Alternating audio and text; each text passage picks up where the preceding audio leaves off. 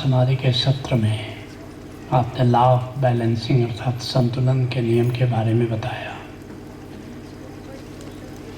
कि अच्छाई और बुराई को संतुलित करती रहती है प्रकृति।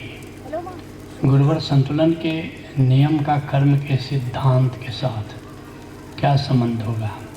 क्योंकि कर्म का सिद्धांत तो कहता है कि जैसा करोगे वैसा भरोगे। दोनों नियम डिवाइन है। परमात्मा का जो ये हुक्म चल रहा है, इसके लिए 12 दिव्य नियम है। जीवन प्रज्ञा प्रोग्राम में जब आप आते हो तो उन 12 नियम से आप परिचित होते हो, जिससे यह संसार का प्रबंधन चलता है। उसमें कर्म का नियम एक है, संतुलन का नियम एक है। दोनों अलग अलग नियम है। कर्म का सिद्धांत तो कहता है कि जो तुम बोओगे वो काटोगे। बिल्कुल ठीक है।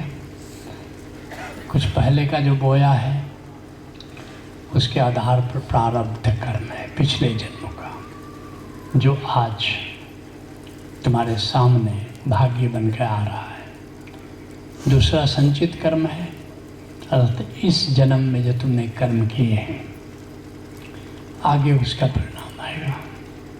और तीसरा कर्मण्य है, अभी जो तुम्हारे सामने है। तो ये एक नियम है। ऐसे ही एक दूसरा नियम है। जैसे भारत सरकार ने कई नियम बनाए हैं, ऐसा तो नहीं कि एक ही नियम से सरकार चल रही है। ऐसे ही ये जो अस्तित्व है इसके भी कई नियम हैं। उसमें अब दूसरा नियम है संतुलन का नियम। अर्थात ये कर्म का नियम तुमसे संबंधित है, संतुलन का नियम दूसरे से संबंधित है। इस बात को ठीक से समझना। कर्म का नियम तुमने जो बोया उसके आधार पर फसल तुम काटोगे। अब दूसरे कैसा व्यवहार तुम्हारे साथ करेंगे, ये अब संतुलन के नियम से चलेगा। जैसे दूसरे से क्या होगा, कभी प्रशंसा मिलेगी, कभी निंदा मिलेगी, कभी जीत मिलेगी, कभी हार मिलेगी, कभी सम्मान मिलेगा, कभी अपमान मिलेगा, कभी फूलों की माला मिलेगी, कभी कांटों की माला मिलेगी। तो ये संतुलन के नियम से चलेगा। अगर अपमान से बचना है तो सम्मान से बचना होगा। अगर जूते की माला से बचना है तो फूलों की माला से बचना होगा। ओशो आए, बहुत 4-5 साल के बाद बाहर से आए। एयरपोर्ट पर ही सन्यासी मिला एक पुराना। उसने कहा, ओशो, आप जैसे महापुरुष 20 देशों से निकाले गए, इतना अपमान हुआ, क्या ऐसा होना चाहिए था? ओशो ने कहा, बिल्कुल होना चाहिए था। उसने कहा, लेकिन क्यों, ऐसा क्या हुआ? ओशो ने कहा, तुम्हारे कारण से। उनका मैं तो अमेरिका गया ही नहीं, मैंने तो कुछ किया ही नहीं। बोला, अभी जो तुम माला लेके आए हो ना, तुम्हारी तरह पहले भी बहुत से लोग माला लेके आए। इतना प्रेम दिया, इतना सम्मान दिया, अब कहीं ना कहीं बैलेंस तो होना था, तो बैलेंस हो गया। तो दूसरे से जो तुम पाओगे वह संतुलन के नियम से चलेगा। मैं धनबाद में काम करता था तो वहाँ के रीजनल डायरेक्टर मुझे बहुत प्रेम करते थे।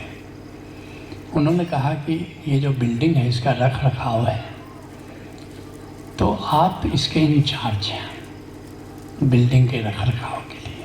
मैंने कहा ठीक है। गर्मी का मौसम आया, मैंने उसमें सुंदर खस लगवा दिया, पानी के छिड़काव की व्यवस्था की। तो पानी छिड़कते ही खूब ठंडा अंदर हो जाता था, खुशबू फैल जाती थी खस की। तो मैं जा रहा था तो 5-6 मित्र आए, उनका कि बहुत ही सुंदर काम आपने किया है, इस बार गर्मी में काम करने का मज़ा आ गया।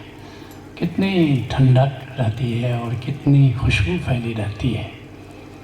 मैंने कहा कि और ज़्यादा मत तारीफ़ करो क्योंकि फिर बैलेंस होगा। उनका अरे आप इतना सुंदर काम करते हैं, कौन निंदा इसकी कर सकता है। हम बोले कि करेगा ना, मुझे जानते हैं इसलिए मैं बचना चाहता हूँ तुम्हारी तारीफ से। लेकिन वो लोग माने नहीं। तब तक एक डिप्टी चीफ इंजीनियर थे, मिस्टर ठाकुर उनका नाम था, वो उधर से आए। अच्छा आप मिल गए, आप यहीं थे? नहीं, क्या बात है? अरे क्या बात है कि आपने अंधेर मचा करके रखा है। अब आपने खस लगवा दिया चारों तरफ, अब बिजली चली जाती है, अंधेरा हो जाता है, काम करना मुश्किल है।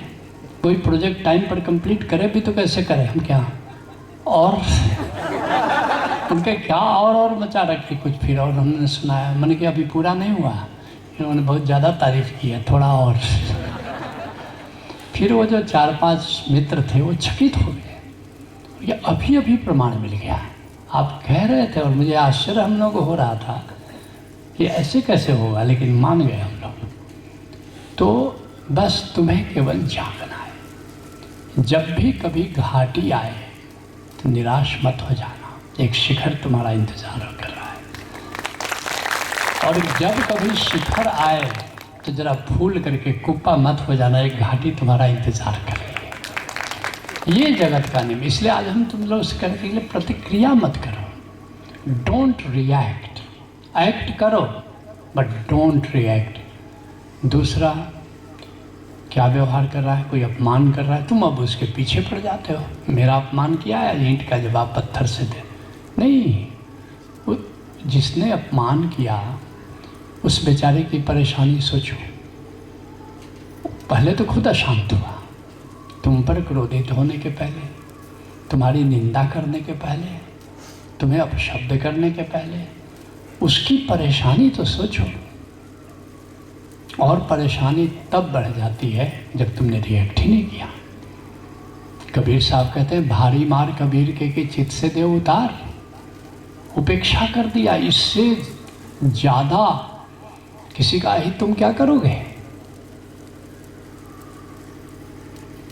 मैं छोटा था, गांव में हाथी आता था तो कुत्ते कुछ लग जाते थे, और मैं सोचता था कि कुत्ते इतना भूख रहे हैं तो हाथी को इतना शिष्टाचार निभाना चाहिए, कोई पलट के उसको देखे। और हाथी था कि पलट के देखता ही नहीं था। और ये बात मुझे बड़ी नागवार लगती थी कि ये कुत्ते इतना मेहनत कर रहे हैं। अरे हाथी, इतनी इज्जत तो करो कि पलट के देखो तो सही। कुत्ते कितने इंसल्टेड फील कर रहे होंगे। तो इसलिए जब कभी तुमको कोई अपमान करे, कोई निंदा करे, तो कबीर साहब कहते हैं इग्नोर, प्रतिक्रिया मत करो। क्यों? एक बात याद रखो, तुमको दुखी करने के लिए, जो तुमको दुखी करने की कोशिश कर रहा है, 10 गुना स्वयं पहले दुखी हो रहा है, 10 गुना। और अगर तुमने रिएक्ट किया तब तो वो सफल हो गया। यही तो वो चाहता था कि तुम दुखी हो। और अगर तुमने इग्नोर कर दिया, लिया ही नहीं कुछ, तो उसका सारा प्रयत्न तो बेकार चला गया, रिबाउंड हो गया मामला। और तुम शांत चित्त हो, तुम्हारी शांति भंग नहीं हुई, थोड़ी सी लहर आई और तुमने उसको मूल्य भी नहीं दिया। आज ही मैं कह रहा था ना, प्रतिक्रिया कभी हो तो समझो तुमने घटना को मूल्य दिया। थी लहर जरा सी, लेकिन तुमने सागर सा बहुमूल्य किया। लहरों को उठने गिरने दो, भीतर चैतन्य ने कंपने दो। निष्कंपम शरणम गच्छामि, भज ओशो शरणम गच्छामि। इसलिए संतुलन के नियम से चलता रहता है। अष्टावक्र क्या कहते हैं? आपदा संपदा काले। निश्चित समय पर दुख आता है, कभी सुख आता है।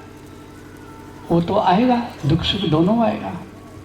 आपदा संपदा काले दैवा दैवेति निश्चय। दैव योग से आता है, दैवा दैवेति निश्चय। तो फिर क्या करोगे? तृप्तः स्वस्थेन्द्रियो नित्यम न शोचते न कांक्षते। तुम अपने भीतर मस्त रहो। विपरीत हुआ तो शोक मत करो, कामना मत करो। जैसा होता है तुम अपने तृप्त रहो। आनंदित रहो। तो सुख आता है, लहरें आती हैं जाती हैं, ऐसा एक साधक का जीवन होना चाहिए। तो कर्म का नियम से तो वो तुमसे संबंधित है, वो तुम्हारा क्या हो रहा है, लेकिन दूसरे लोग व्यवहार क्या करेंगे, अंतर समझना। तुम्हारा कब सफलता मिलेगी, असफलता मिलेगी, क्या होगा, तुम्हारा विकास क्या होगा, कौन से लोग मिलेंगे, ये सब तुम्हारे जो कर्म है उसके अनुसार चलेगा। लेकिन दूसरा तुम्हारे साथ क्या व्यवहार करेगा, ये संतुलन के नियम से चलेगा। तुम्हारा अपना क्या होगा विकास, वो तुम्हारे स्वयं, जैसे मान लो तुमने परोपकार खूब किया है, तो अगला जन्म जो तुमको मिलेगा एक समृद्ध परिवार में मिलेगा, जहाँ तुम परोपकार की करने की स्थिति में हो, ऐसा रोल मिलेगा। तो ये तो तुम्हारे कर्म के अनुसार हुआ, इसमें संतुलन का नियम का कोई काम नहीं है। लेकिन एक बार वहाँ जन्म हो गया और भी तुम्हारे जीवन में जो मेजर घटनाएं आएंगी वो तो तुम्हारे कर्म के नियम से हो। लेकिन घटना पर दूसरे लोगों की प्रतिक्रिया क्या होगी, ये किस पर निर्भर करेगा, संतुलन के नियम से। दूसरे लोगों का व्यवहार संतुलन के नियम से चलेगा, तुम्हारा अपना आचार कर्म के सिद्धांत से चलेगा।